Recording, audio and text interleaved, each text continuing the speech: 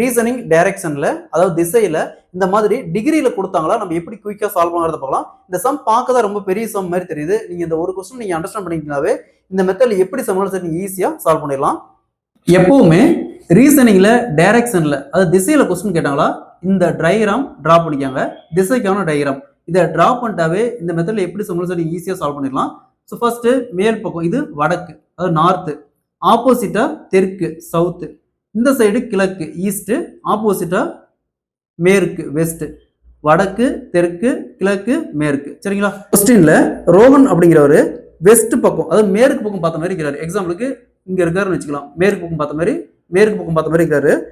Turns 45 degree clock wise அதாவது 45 degree clock வைஸ்னா இந்த பக்கம் 45 டிகிரினா எக்ஸாம்பிளுக்கு இந்த மாதிரி இருந்துச்சுன்னா இது 90 டிகிரி.